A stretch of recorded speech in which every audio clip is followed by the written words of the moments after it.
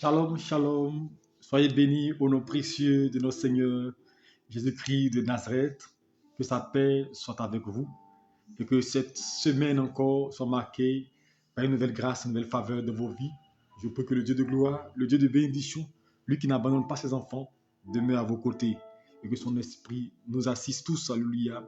Nous sommes à notre temps d'enseignement dénommé entre les mains du Seigneur, un temps d'édification, un temps de prédication, de parole, alléluia, prophétique. Et je crois que ce soir encore, Dieu viendra te communiquer sa parole, alléluia. Dieu viendra te visiter, Dieu viendra t'apporter la vie à travers sa parole, alléluia. Sois béni, maman, Dieu merci, que Dieu te garde, que Dieu te protège et que le Seigneur soit avec toi. Nous allons prier le Seigneur et confier ce moment entre les mains du Seigneur, le temps que chacun puisse se connecter. Sois béni, ma fille Emmanuela, que Dieu soit avec toi et que la grâce de Dieu repose sur chacun de vous. Père, je veux bénir ton nom et te dire merci encore pour ce moment. Seigneur, nous sommes là, afin de t'écouter. Car quand tu parles, nous sommes restaurés.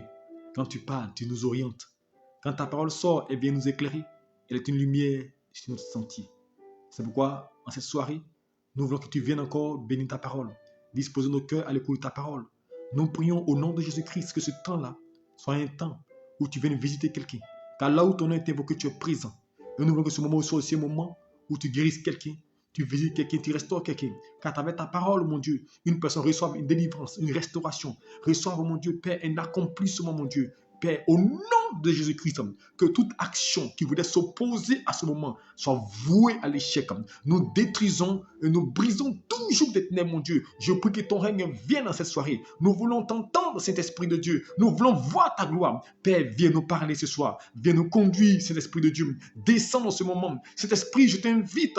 Prends le contrôle de ce moment, mon Dieu, Père, afin que nous soyons tous entre tes mains. Que ton nom soit béni. Bénis ta parole et donne la force pour que durant cette semaine encore, nous puissions avoir l'énergie qu'il faut avec ton esprit pour pouvoir dispenser ta parole et être là pour te servir. Sois glorifié et magnifié au nom de Jésus-Christ. Amen. Que Dieu nous bénisse et que sa paix repose sur vous. Je vous salue tous encore dans le nom précieux de notre Seigneur Jésus de Nazareth. Que le Dieu de vie, Dieu de paix se souvienne de vous et vous bénisse. Alléluia. Le thème de notre semaine, pour ceux qui l'ont déjà vu, je l'ai écrit, Dieu est souverain. Alléluia. Dieu est souverain. Et durant cette semaine, nous allons étudier ce grand thème. Dieu est souverain. La souveraineté de Dieu, nous le verrons. Alléluia. En quoi est-ce que Dieu est souverain? Que signifie que Dieu est souverain? Alléluia. Quand on dit Dieu est souverain, c'est qu'il détient le pouvoir. Alléluia. Il détient l'autorité. Alléluia. Il détient, alléluia, le contrôle de toutes choses. Dieu est souverain. Alléluia. Et je crois que chacun de nous doit comprendre cela. Parce que souvent, on est enclin à se condamner.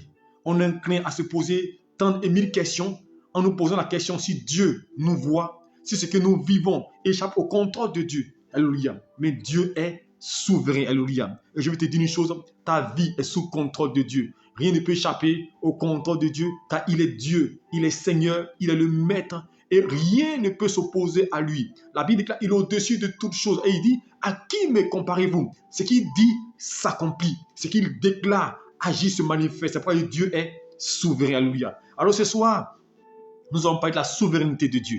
Et notre premier passage va se trouver dans Romains chapitre 9. Romains chapitre 9, écoute attentivement. Aujourd'hui, nous allons introduire et nous allons développer au fil des jours qui seront en face de nous. Dieu est souverain. Romains chapitre 9, je prends à partir du verset 10. Et de plus, il en fut ainsi de Rebecca, qui conçut du seul Isaac notre père. Car quoique les enfants ne fussent pas encore nés et n'eussent fait ni bien ni mal, afin que le dessein d'élection de Dieu subsistât, sans dépendre des œuvres, par la seule volonté de celui qui appelle, il fut dit à Rebecca, l'aîné sera assujetti au plus jeune, selon qu'il est écrit, j'ai aimé Jacob et j'ai haï Ésaïe.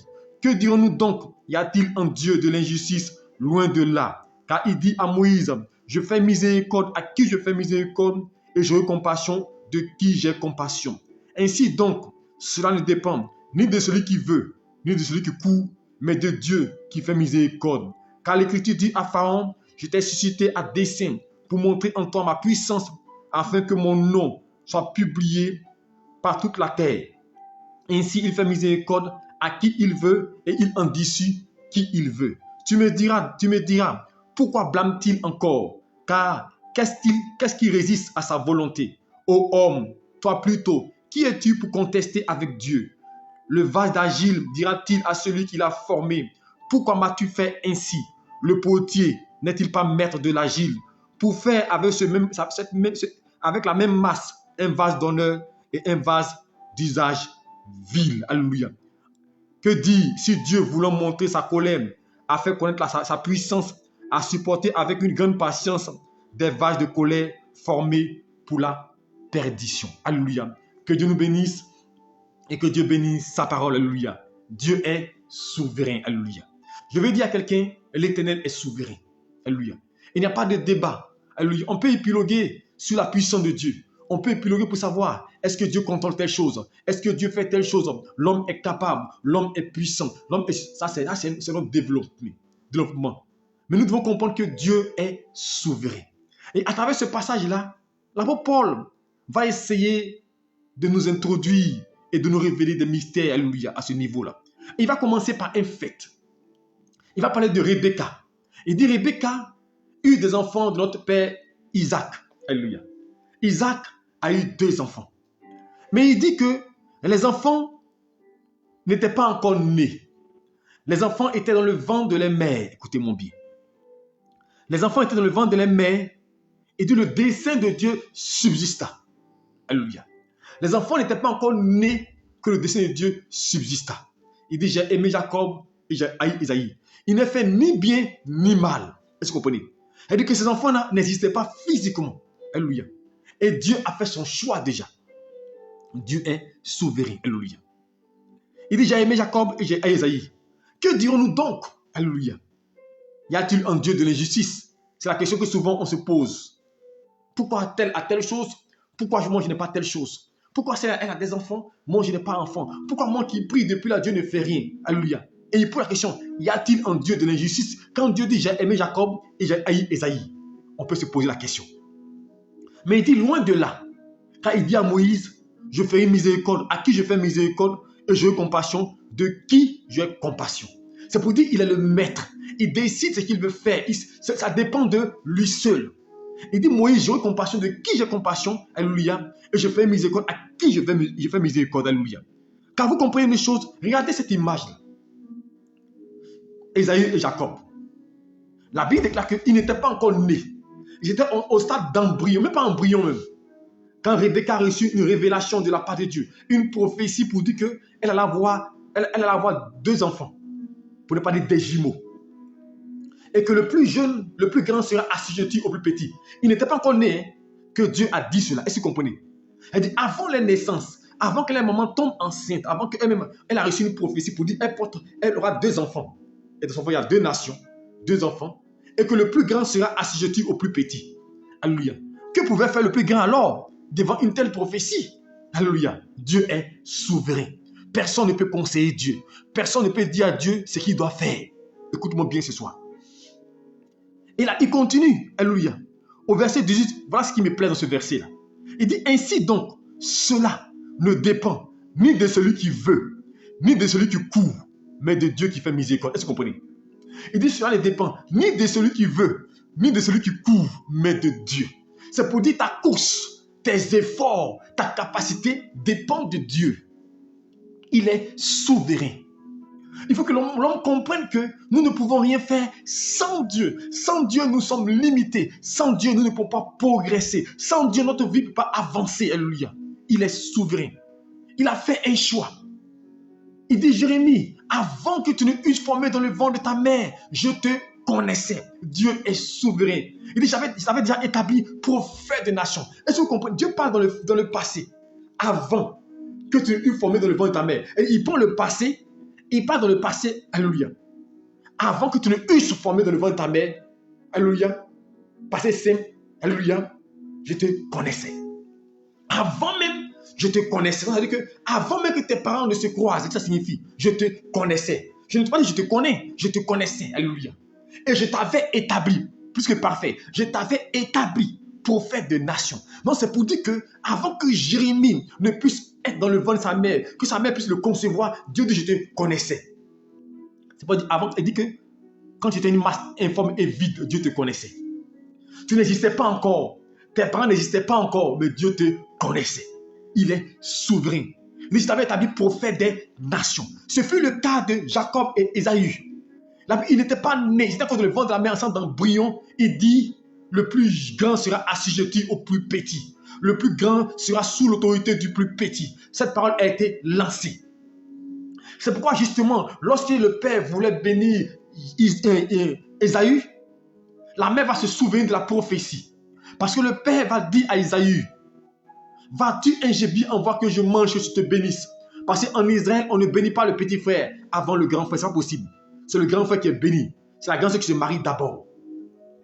Alors le père, en voulant suivre les règles, en voulant suivre la loi, a décidé de bénir Ésaü dans sa volonté, dans son désir, dans sa capacité. Mais je vais te dire une chose, ta volonté ne peut rien faire. Ta volonté ne peut pas faire la volonté de Dieu. Alors la Bible déclare que Rebecca, en ayant entendu cette parole-là, elle va dire à Jacob, vas-tu bénir là, en voir que je prépare rapidement pour que tu ailles voir ton père, pour qu'il te bénisse. Parce qu'elle connaissait la révélation, elle connaissait ce que Dieu avait décidé, elle connaissait le plan de Dieu, elle connaissait ce que Dieu avait arrêté. Mon frère, ce que Dieu a arrêté, ce que Dieu a programmé, personne ne peut arrêter cela, personne ne peut déjouer cela. Ce que Dieu a annoncé sur ta vie, ils peuvent se lever contre toi, mais rien ne peut empêcher cela de se manifester. Alléluia. Isaac voulait bénir absolument Ésaü. Mais dans le plan de Dieu, dans la souveraineté de Dieu, c'est Jacob qui devait recevoir la bénédiction. Alors Jacob, sa mère va lui faire aimer, il va envoyer à son père pour que son père le bénisse. Et son père va libérer la bénédiction sur Jacob. Alléluia. Mais regardez une chose, comme Dieu sait faire les choses, Ésaü avait déjà abandonné son droit d'aînesse. Lorsque la Bible déclare qu'il va rencontrer Jacob sur son chemin, un jour il avait faim dans la forêt. Et il dit à Jacob, donne-moi ton potage que je mange. Jacob dit, je ne te donnerai pas. Si tu veux que je donne ma nourriture, il faut dire à part de je suis le grand frère. Alléluia. Tu me vends ton droit d'aînesse et je donne la nourriture. Ésaü dit, retourne faire. Si je meurs de faim là, j'ai fait quoi avoir droit d'aînesse? Ésaü dit, bon, ok. Aujourd'hui, tu es grand frère. Alléluia. Donc, Ésaü même a vendu son droit d'aînesse. Donc, comme Dieu s'est fait les choses, ça veut dire que Jacob devient le grand frère parce qu'il a pris cette parole. Il a pris cette prééminence. C'est pourquoi quand Ésaü revient, après que Jacob ait eu la bénédiction vers son père, et que son père dit, ton frère a eu la bénédiction, il dit, il m'a supplanté 2 fois. Parce que la première fois, il a pris mon droit d'aînesse, et la seconde fois encore, il prend ma bénédiction. Ce que Dieu a déclaré, mon frère, personne ne peut arrêter. Et si on fait la souveraineté de Dieu, Dieu a décidé que Jacob serait béni. Dieu a décidé que la bénédiction, que la grâce, que la faveur viendrait à Jacob. Même si Ésaü était le choix de l'homme, Dieu avait fait son choix. Ce que Dieu a décidé, personne ne peut arrêter cela. Il est souverain. Alors il va dire à Moïse, cela ne dépend ni de celui qui veut, ni de celui qui court. Ce n'est pas ta volonté, ce n'est pas ta force, ce n'est pas ton énergie. Mais il dit tout dépend de Dieu qui fait miséricorde, à qui fait miséricorde. Et au verset 17 de Romains chapitre 9, il dit car l'Écriture dit à Pharaon, je t'ai suscité à dessein pour faire monter ma puissance, afin que mon nom soit glorifié. Regardez une chose, Dieu envoie Moïse vers Pharaon pour dire par Moïse va délivrer Israël. Et quand Moïse va, il est rassuré parce qu'il est accompagné par la puissance de Dieu. Et quand Moïse arrive, la Bible déclare que Moïse va manifester la puissance de Dieu. Et quand il manifeste une puissance, Pharaon dit ok, demain, je laisse aller le peuple. Mais quand Pharaon décide de laisser aller le peuple, le soir, Dieu vient endurcir le cœur de Pharaon. Le même Dieu, écoutez bien, le même Dieu qui envoie Moïse pour dire, va dire à Pharaon de laisser aller mon peuple. Et Pharaon dit, j'ai compris, ok. Quand Moïse tourne le dos, le soir, Dieu va dire, Dieu endurcit le cœur de Pharaon pour dire, Pharaon, ne laisse pas aller le peuple. Le même Dieu agissait sur les 2 individus. Il est souverain, il est le maître. Est-ce que vous comprenez? Dieu endurcit le cœur de Pharaon. C'est qu'à la 10e plaie, que Moïse même était fâché. Alléluia. Parce que Dieu endurcit le cœur de Pharaon pour faire éclater sa puissance. Souvent, Dieu permet des événements de nos vies. Dieu permet des malheurs de nos vies. Dieu permet des circonstances pour glorifier son nom, pour élever son nom, pour magnifier son nom. Car ce Dieu est souverain. Rien n'échappe au contrôle de Dieu. Je veux dire à quelqu'un, ta vie ne peut pas échapper au contrôle de Dieu. Dieu sait là où tu vas. Dieu sait là où tu vas. Dieu connaît le chemin qu'il a tracé pour toi. Alors ne t'inquiète pas. Il est souverain. Alléluia. Il est souverain. Et je continue au verset 19. Il dit, tu me diras, Pourquoi blâmes-tu-t-il encore? Car qui est-ce que peut résister à sa volonté? Qui peut résister à la volonté de Dieu? Dis-moi, qui peut résister à la volonté de Dieu? Il dit, oh homme, toi plutôt, qui es-tu pour contester avec Dieu? Qui es-tu pour dire, Seigneur, pourquoi? Il dit, le vase d'argile dira-t-il à celui qui l'a formé, pourquoi m'as-tu fait ainsi? Alléluia. Le potier et l'argile. C'est le thème de ce soir. Le vase d'argile pourrait dire au potier, pourquoi m'as-tu fait ainsi? Seigneur, pourquoi je souffre ainsi? Pourquoi je suis né dans telle famille? Pourquoi je ne suis pas né aux États-Unis? Pourquoi je ne suis pas né en Europe? Mon frère, Dieu, il est souverain. Dieu sait pourquoi tu es né en Côte d'Ivoire. Tu es né dans telle ethnie, dans telle famille. Il est souverain. Et si tu m'entends, il est souverain. Alléluia. Pourquoi m'as-tu fait ainsi? Le potier n'est-il pas maître de l'argile pour faire avec la même masse un vase d'honneur et un vase d'usage vil? Alléluia. Il est le maître, le potier. Le potier forme l'argile, le potier conçoit l'argile, et puis il peut décider que l'argile, la forme ne lui plaît pas, il va arranger encore, il va bien faire. Le potier est maître de l'argile. Dieu est le potier, toi tu es l'argile. Et si tu m'entends, c'est pourquoi la Bible déclare dans Proverbe 19, verset 21, l'homme a beaucoup de projets dans le cœur, mais seul le dessein de l'Éternel qui s'accomplit. Je vais dire à quelqu'un, personne ne peut s'opposer à la volonté de Dieu. La volonté de Dieu finira forcément par triompher. On a vu Jonas, Dieu dit Jonas, va à Ninive. Jonas dit non, je n'irai pas. Je n'irai pas. Jonas voulait s'opposer à la volonté de Dieu. Mais que s'est-il passé? À la fin, Dieu a triomphé. Dieu a été souverain. Je vous dis une chose, résister à Dieu, c'est perdre ton temps. Résister à la volonté de Dieu, résister au projet de Dieu, c'est perdre ton temps parce qu'il finira par te convaincre, parce qu'il est Dieu, il est Seigneur, il est le maître. Alléluia. Il est le potier et nous sommes l'argile. Alléluia. Et l'argile ne saurait s'opposer au potier, car c'est le potier qui l'a formé. Alléluia. Alors Dieu révèle cette situation pour nous montrer que notre vie est sous contrôle divin. Ta vie est sous le contrôle de Dieu. Ne pense pas que Dieu t'a abandonné. Ne pense pas que ce qui t'arrive, Dieu n'est pas au courant. Ne pense pas que non, tu souffres trop. C'est dur, c'est difficile. Mais je prie, je ne vois rien. J'adore, je ne vois rien. Dieu est souverain. On va aller plus loin dans les passages. Et on va comprendre encore mieux. Dieu est souverain. Genèse chapitre 16. Écoutez bien, je fais à partir du verset 1er pour que nous comprenions encore. Sarah, femme d'Abraham, ne lui avait point donné d'enfant. Elle avait une servante égyptienne nommée Agar. Et Sarah dit à Abraham, voici l'Éternel m'a rendu stérile. Est-ce que vous comprenez? L'Éternel m'a rendu stérile. Viens, je te prie, vers ma servante, peut-être aurais-je par elle des enfants. Abraham écouta la voix de Sarah. Alors Sarah, femme d'Abraham, prit Agar, égyptienne, sa servante, et la donna pour femme à Abraham, son mari, après qu'Abraham eut habité 10 années dans le pays de Canaan. Il alla vers Agar et elle devint enceinte. Quand elle se vit enceinte, elle regarda sa maîtresse avec mépris. Et Sarah dit à Abraham, l'outrage qui m'est fait remonte sur toi. J'ai mis ma servante dans ton sein. Et quand elle a vu qu'elle était enceinte, elle m'a regardé avec mépris. Que l'Éternel soit juge entre moi et elle, entre moi et toi. Abraham répondit à Sarah, voici la servante, elle a ton pouvoir. Agis à son égard, comme tu le trouveras bon. Alors Sarah la maltraita et Agar s'enfuit loin d'elle. L'ange de l'Éternel la trouva près d'une source d'eau dans le désert, près de la source qui est sur le chemin de Shur, et dit Agar, servante de Sarah, d'où viens-tu? Où vas-tu? Elle répondit, je fus loin de ma maîtresse. L'ange lui dit, retourne vers ta maîtresse, humilie-toi sous sa main.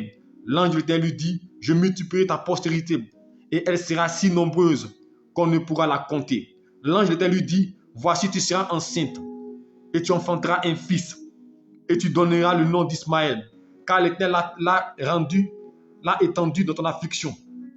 L'a entendu dans ton affliction. Il sera comme un être sauvage. Sa main sera contre tous, et la main de tous sera contre lui. Je vais m'arrêter là. Dieu est souverain. Regardez l'histoire d'Isaac. Isaac, c'est le côté des Ismaélites qu'on appelle les musulmans. Alléluia. Regardez Sarah, elle dit Dieu m'a rendu stérile. Elle dit Abraham, Dieu m'a rendu stérile. Et comme Dieu m'a rendu stérile, voici ma servante fait un enfant avec elle. Et lorsque la femme a été tombée enceinte, elle a commencé à mépriser Sarah. Alors Sarah a décidé de la chasser, alléluia. Et Abraham a écouté Sarah. Et lorsque Agar fut dans le désert, Dieu va lui dire retourne vers Sarah, alléluia. Va vers ta maîtresse, alléluia, retourne vers elle. Et quand Sarah retourne vers elle, quand Agar retourne vers elle, Dieu va lui dire une parole prophétique. Écoutez la vraie parole prophétique là. Je vais la répandre et je vais la commenter, vous allez comprendre.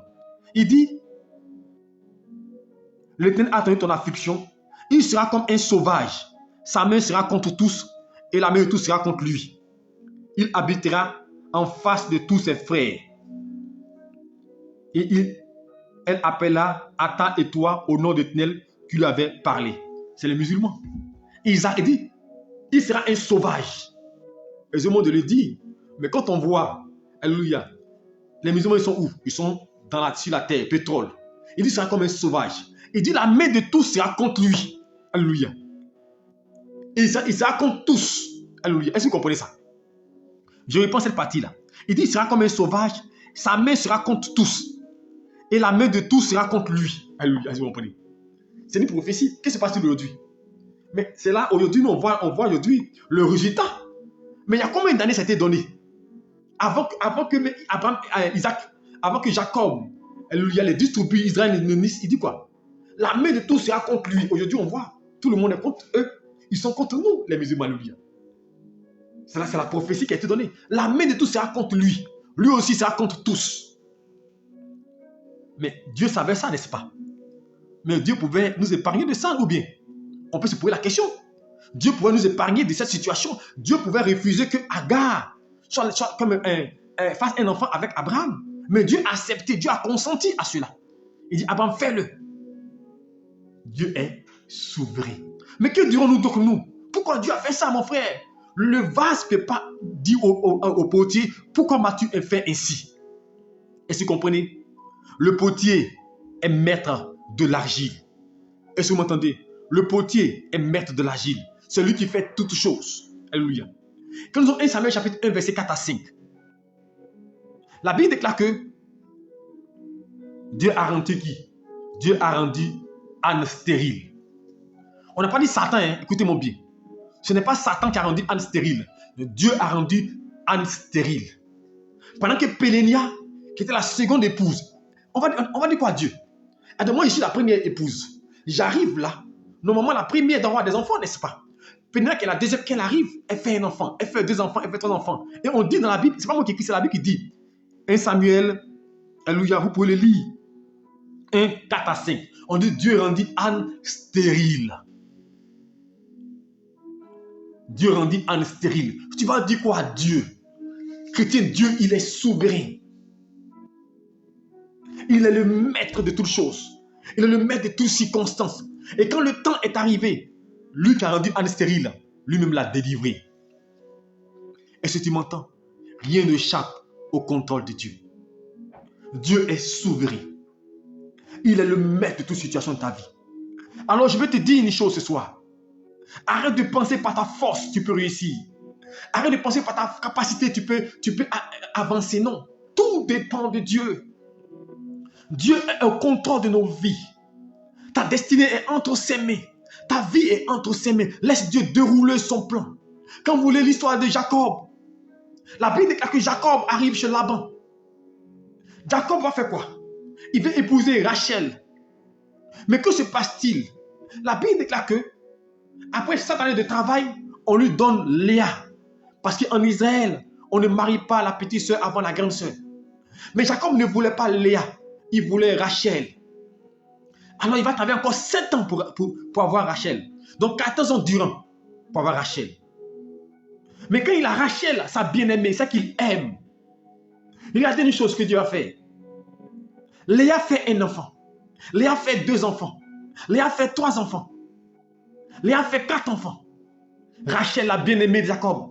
Rachel, le cœur de Jacob. C'est pour qui il a travaillé. Dieu l'a rendu stérile. Est-ce que vous comprenez? C'est pas moi qui l'ai écrit dans la Bible. Dieu a rendu Rachel stérile. Or, c'est Rachel que Jacob aimait.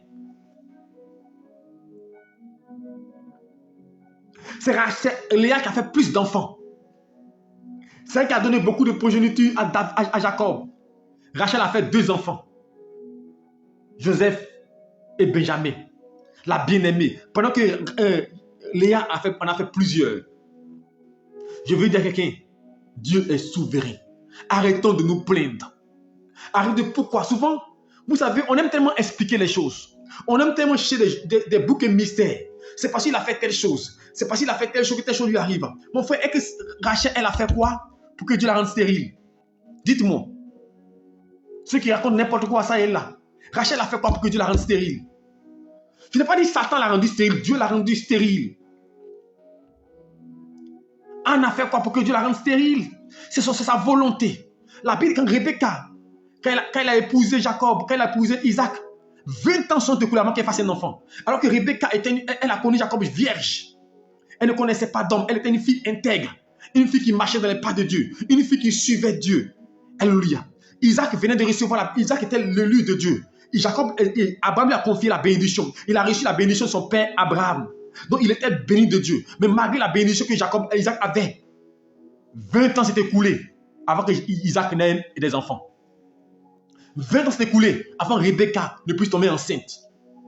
Alors, n'écoutez pas ces gens qui vous prêchent des messages qui n'ont ni queue ni tête, qui veulent justifier, qui veulent donner la force à Satan. Aujourd'hui, ça nous en rend compte. Nous donnons le pouvoir à Satan. On dit non, Satan te bloque. Satan qui te détruit. Satan tu ne manges pas, tu n'as pas de travail à cause de Satan. Mon frère, Satan est plus fort que Dieu. Sa question peut se poser. Satan est plus fort que Dieu. Souvent, dans notre développement, dans notre marche, sans nous en rendre compte, nous glorifions le diable. Nous montrons que le diable est fort. Satan ne peut rien. Il ne connaît rien. Il ne peut pas empêcher la grâce de Dieu de se manifester. Dieu a rendu Sarah stérile. Il a rendu Rebecca stérile. Il a rendu Rachel stérile. 20 ans. Quand tu es assis, tu te maries, tu es pasteur. Si tu fais 5 ans, 6 ans, 7 ans, fais enfant, on dit non, c'est qu'il a un problème. Les gens, ils ne lisent pas la Bible. Je vous dis une chose. Dieu est souverain. Dieu est le maître. Peut-être que tu n'as pas de travail. On dit non, comme tu n'as pas de travail, c'est que c'est un démon. Oui, ça peut être, mais pas forcément. Comme tu n'as pas de mari là, on dit non, c'est un esprit. Mais qu'est-ce qu'il prouve forcément? Peut-être que Dieu ne veut pas. Peut-être que tu as échoué hier dans un mariage. Tu as échoué hier à répondre. On dit non, c'est parce que tu as un esprit blocage. Il y a un lien dans ta famille. Souvent, c'est faux. Souvent, ce n'est pas juste. Je vous dis une chose. Dieu est souverain. Dieu connaît ta destinée. Dieu connaît ta vie. Ce que Dieu n'a pas bâti ne peut pas résister. Il est souverain. C'est nous qui voulons forcer. C'est nous qui voulons forcer la main de Dieu. Sinon, Dieu a déjà mis quelque chose en place pour toi. Il dit, je connais les projets formés pour vous. Projets de bonheur et non de malheur. Qui peut s'opposer à Dieu? Qui peut contester devant Dieu? Personne. Pharaon a essayé. Même Jésus, le Fils de Dieu, quand il est arrivé, il est né dans une étable. Il est né dans un endroit bizarre. Il était Dieu. Il pouvait le faire naître. Où ça? Dans une grande clinique. Il pouvait le faire naître dans un endroit spacieux. Mais il est né d'un endroit où des bergers, dans une étable, un endroit inconsidéré. Il était le Fils de Dieu. Il pouvait échapper à la mort, mais il a été crucifié. Sur la croix de Galilée, on l'a humilié, on a craché sur lui. Dieu est souverain. Il sait ce qu'il fait. Satan n'est pas plus fort que Dieu. Souvent, sans nous en rendre compte, nous glorifions Satan. Et si vous savez ça, souvent, sans nous en rendre compte, nous attribuons l'œuvre de Dieu à Satan.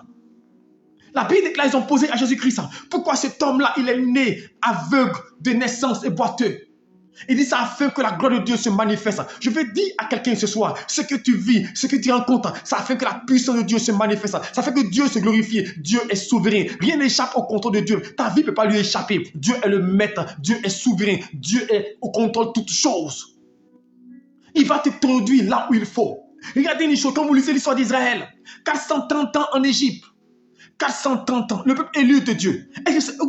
Comment on peut penser ça? Dieu envoie Joseph en Israël, en Égypte. Et à travers Joseph, les Israéliens vont venir en Égypte, vont former la tribu d'Israël. Ils vont devenir si nombreux, si nombreux, si nombreux, si puissants. Mais ils vont tomber sous esclavage en Égypte. Moïse, quand il va naître, qu'est-ce qui va se passer? On va le jeter dans les eaux. Il pouvait mourir. Mais c'était le plan de Dieu. Il s'est retrouvé dans la maison de Potiphar. dans la maison pure de Pharaon, où on va l'éduquer selon la loi des Égyptiens. Mais qui a fait ça? C'est Dieu. Ils ont tué tous les premiers-nés à cause des Égyptiens, des Israéliens. Tous les mâles. Mais pourquoi? Dieu est le maître. C'est le même Moïse qui est venu délivrer Israël. Je veux dire à quelqu'un, 430 ans avant que Dieu les délivre. Mais Dieu pouvait les délivrer à 5 ans. Dieu pouvait les délivrer à 10 ans. Dieu pouvait les délivrer à 30 ans, à 100 ans. Mais pourquoi Dieu a attendu 430 ans? Je veux dire à quelqu'un, il y a un temps que Dieu a prévu pour toutes choses. Dieu, il est le maître. Nous, on peut faire notre développement. On peut dire tout ce qu'on veut. Mais Dieu sait la vérité. Dieu connaît ce qui est meilleur pour nous. Il est souverain. Est-ce que tu m'entends? Arrête de te culpabiliser. Parce que tu n'as pas telle chose. Tu n'as pas tel bien. Tu n'as pas telle chose. Tu n'es pas marié. Tu n'as pas ceci, mon frère. Dieu est souverain. Et j'ai dit aujourd'hui, il faut que les gens comprennent. Parce qu'aujourd'hui, on enseigne des choses pour faire plaisir. Il y a des gens qui n'ont pas se marier et puis ils vont mourir. Est-ce que vous m'entendez? Parce que ça, vous ne voulez pas entendre. Il y a des gens qui n'auront pas de mari et puis ils vont mourir. Des gens qui n'auront pas d'enfants et puis ils vont mourir. C'est ce qui est biblique, mais vous ne voulez pas ça. Vous voulez qu'on vous dise du mensonge. Il y a des gens qui n'ont pas se marier, qui n'ont pas avoir un mari, qui n'ont pas avoir un enfant et puis ils vont mourir. Chacun n'est pas pareil. Tout le monde n'est pas pareil. Il est souverain, il fait ce qu'il veut. Est-ce que vous me comprenez? Arrêtez de vous inquiéter. Quand on dit Seigneur, je me remets entre tes mains. David a été suscité par Dieu pour battre Goliath. Malgré que David a été un pour être roi, quand Saül est mort, il n'a pas régné en Israël. 7 ans sont écoulés pour qu'il devienne roi d'Israël. Mais pourquoi? Dieu pour le mettre au trône, puisque c'est lui qui a le choix. Il est souverain. Il est le maître. Est-ce que vous m'entendez? Il est le maître. Il en dit ce qu'il veut. Il aime qui il veut. Il fait ce qu'il veut. Tu n'as pas de conseil à donner à Dieu. La Bible déclare qu'à la croix de Golgotha, il y avait un brigand là sur la croix. Un brigand qui a prêché, qui a tué, qui a volé, qui a menti, qui a peut-être fait de mauvaises choses, qui a violé des gens. Il était sur la croix de Golgotha. Et le jour là, le seul jour, il dit Seigneur, souviens-toi de moi. À cause de cette parole-là, cet homme-là est rentré dans le paradis. Mon frère, tu as dit quoi à Dieu? Dieu veut décider qu'une prostituée soit sauvée. Toi, tu peux lui dire quoi? Celui qui a écrit la loi, il peut changer ses lois comme il veut. Est-ce que vous m'entendez? Il est le maître. Que dirons-nous donc? Le brigand a été le premier à rentrer dans le paradis. Tu as dit quoi à Dieu? Il est souverain. Est-ce que vous m'entendez? Il est souverain. Moïse n'est pas rentré dans le paradis premier. Même lui, dont le nom est Saint Abraham, n'est pas rentré dans le paradis le premier. Élie le Tishbite n'est pas rentré dans le paradis, les Élysée. Ils ne sont pas rentrés dans le paradis le premier. Les premiers. Même Étienne qui a été lapidé, personne. Mais c'est qui? Un brigand, un pécheur, un voleur, un tueur. C'est lui qui est rentré dans le paradis le premier. Tu vas dire quoi à Dieu? Nous sommes l'argile, il est le potier. Il peut décider d'élever qui il veut. Souvent on se plaint, mais pourquoi lui il est élevé? Il est pécheur, mais lui il n'a pas onction. Lui il n'est pas rempli d'onction. Lui il n'est pas intelligent. Mon frère, c'est Dieu qui élève. Il peut prendre qui il veut et l'établir où il veut. Alléluia. Souvent ce que tu veux n'est pas la volonté de Dieu. Est-ce que tu m'entends? Ce que tu désires forcément n'est pas la volonté de Dieu. Mais ce que Dieu veut là, c'est ce qui va s'imposer à toi. Alors laisse Dieu te conduire. Parce que souvent on veut s'opposer à Dieu. Tu ne peux pas t'opposer à Dieu. Tu es un homme. Dieu il est Dieu. T'opposer à Dieu, c'est retarder son plan. T'opposer à Dieu, c'est retarder son plan. T'opposer à Dieu, c'est toi-même être en retard. Parce que Dieu va finir par triompher. Il va finir par triompher parce qu'il est Dieu. Satan ne peut rien devant Dieu. Est-ce que vous m'entendez? Satan se manifeste, il ne peut rien. S'il pouvait créer quelque chose là, est-ce qu'il allait pas dire à Dieu, Job là, donne-moi la permission de le frapper? Il ne peut pas. Dieu peut choisir qui il veut, sauver qui il veut. Alors je veux dire à toute personne ici ce soir, il est souverain. Ne t'inquiète pas pour ta vie. On peut vivre des situations, des problèmes, qu'aujourd'hui beaucoup de gens prennent pour te culpabiliser. Tu n'as pas ceci, parce que tu as fait ceci. Tu n'as pas cela, parce que tu vis ceci. Mon frère, arrêtons de distraire. Dans la vie, on ne peut pas tout avoir en même temps. Est-ce que vous comprenez? Dieu donne chaque chose en son temps. Abraham était le père de la foi. Quand il a rencontré Dieu, il avait 75 ans, quand Dieu lui disait il aurait un enfant. 25 ans sont écoulés avant qu'il voie la promesse accomplie. Ce n'est pas le démon qui l'a attaché, c'est Dieu qui a décidé. Alors n'écoutez pas ces balivernes et ces gens qui n'ont rien à dire. Ils racontent n'importe quoi. Dieu fait toutes choses en son temps. Ce qui est sûr, je suis convaincu d'une chose, ce que Dieu a déclaré, il va te l'accorder. Si tu es fait pour recevoir, il va te donner. Si tu es fait pour entrer dans la grâce du mariage, dans la grâce de l'enfantement, ne t'inquiète pas, il va te donner. J'ai vu des femmes à 50 ans qui ont fait des triplés. J'ai vu des gens qui ont entraîné depuis longtemps qui ne font pas d'enfants et que Dieu a visité en un coup. Sans prière de quelqu'un, sans jeûne de quelqu'un. Dieu, il est souverain. Aucun homme ne peut quelque chose pour toi. C'est Dieu qui peut toutes choses. C'est Dieu qui élève, c'est Dieu qui abaisse. Il est souverain. Ne pensez pas que c'est l'homme. L'homme ne peut pas faire quelque chose. Aujourd'hui, l'homme veut s'attribuer des pouvoirs. Il veut se dire, mon frère, l'homme ne peut pas faire quelque chose. C'est Dieu qui est là-haut, qui décide du temps et des circonstances. C'est pourquoi on doit se fier à lui, s'appuyer sur lui et le laisser contrôler notre vie. Il est souverain. Pourquoi l'argile peut dire au potier, pourquoi m'as-tu fait ainsi? Seigneur, pourquoi je ne suis pas blanc? Pourquoi je ne suis pas né dans la famille de Barack Obama? Seigneur, pourquoi je ne suis pas né chez les riches? Mon frère, ma soeur, Dieu sait pourquoi tu es né là. Bénis Dieu pour ta vie. Rends grâce à Dieu pour ta vie. Célèbre Dieu pour ta vie. Pour ce que tu as, ce que tu es, il faut le bénir. Arrête de te plaindre. Arrête de te morfondre. Nous nous plaignons trop comme si nous connaissions notre vie. Nous nous plaignons trop comme si nous connaissions notre destinée. Des gens ont été élevés à 20 ans, ils sont morts à 25 ans. Des gens sont mariés à 16 ans, ils n'ont pas duré. Des gens ont envie de travailler, mais leur vie n'a pas été une vie époustouflante. Des gens ont commencé tard, mais leur vie a brillé de manière extraordinaire. Est-ce que vous comprenez? On peut arriver tard, mais pas en retard. Peut-être demain, nous le verrons.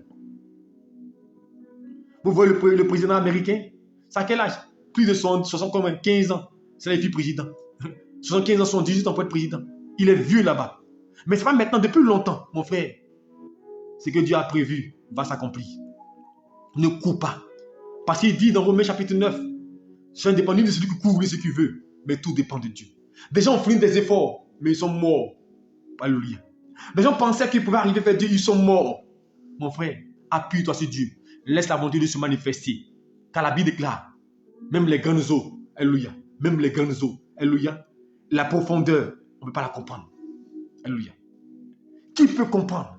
Qui peut comprendre Dieu? Qui peut comprendre la pensée de Dieu? Mon frère, le jour où tu comprends Dieu, c'est qu'il n'est plus Dieu. Est-ce que tu m'entends? Le jour où l'homme comprend Dieu, c'est qu'il n'est plus Dieu. Dieu est capable de faire ce qu'il veut. Il dit à Osée, va prendre une femme étrangère. Tu vas dire quoi à Dieu? Il dit, Osée, laisse-la, va prendre une femme fiancée d'un autre, avec qui il fait des enfants. Et Dieu même donne le nom. Tu vas dire quoi à Dieu? Il est souverain. Il est le maître. Là, ils sont Israël de l'Égypte. En moins d'1 mois, ils pouvaient arriver à Canaan. Mais ils vont faire 40 ans dans le désert pour mourir là-bas. C'est les descendants qui vont voir là-bas. C'était Jephthé et Caleb. Tu vas dire quoi à Dieu? Il est souverain. Tu es son conseiller. Est-ce que nous sommes le conseiller pour lui dire, Seigneur, pourquoi telle chose? Non. Nous, on prie. C'est Dieu qui exauce.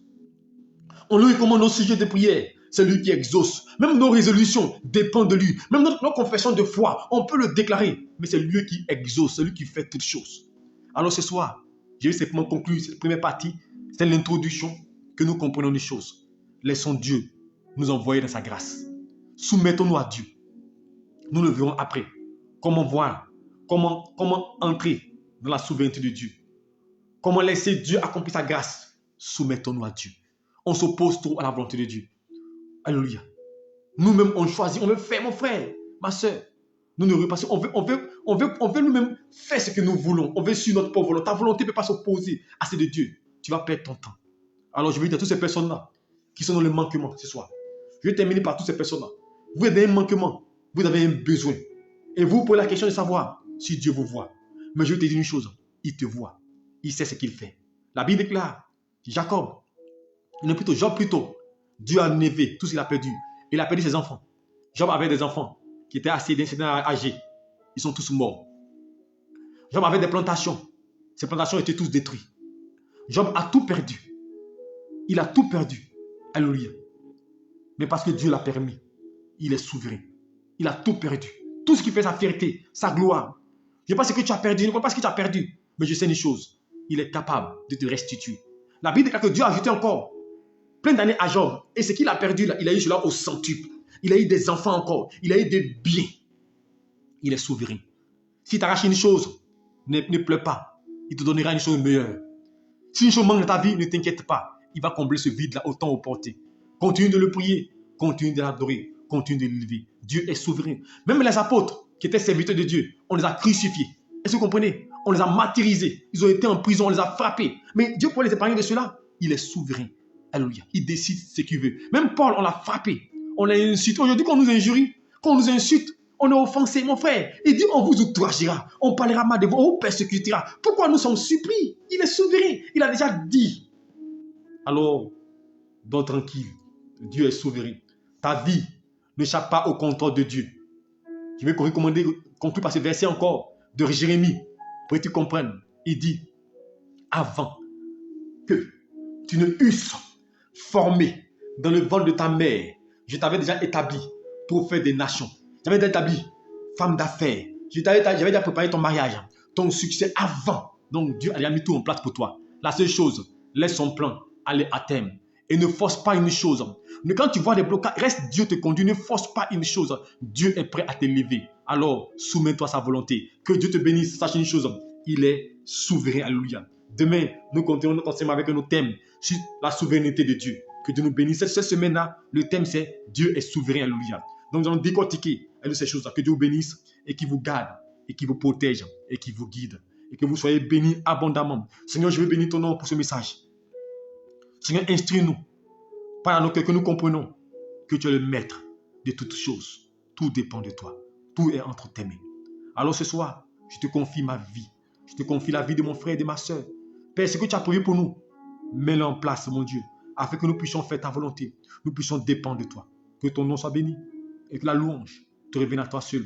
Je te confie cette nuit-là. Couvre mon frère, couvre ma soeur et sois avec nous pour que nous marchions dans ta volonté et que nous voyons ta gloire dans nos vies. Merci pour ta paix. Au nom de Jésus-Christ. Amen. Que Dieu vous bénisse. Shalom à vous. Je vous souhaite une bonne nuit. Tous ceux à qui j'ai donné un programme, rappelez-moi si j'oublie. Vous savez, il y a plein de choses. Donc rappelez-moi. Alléluia. Si vous ne me rappelez pas, c'est un peu difficile de m'en souvenir. Alléluia. Il y a plein avec qui j'ai des programmes, mais qui ne me rappellent pas. Alléluia. Donc rappelez-moi si j'oublie. Si j'ai fait un programme avec toi, que j'ai oublié, rappelle-moi. Alléluia. Parce que vous êtes tellement nombreux à nous suivre. Si Internet est en direct. Alléluia. Donc nos programmes sont vraiment chargés. Donc rappelez-nous. Dieu vous bénisse. Shalom à vous. Et demain, 5h30. Priez maintenant, nous serons au rendez-vous, priez. Dieu vous bénisse.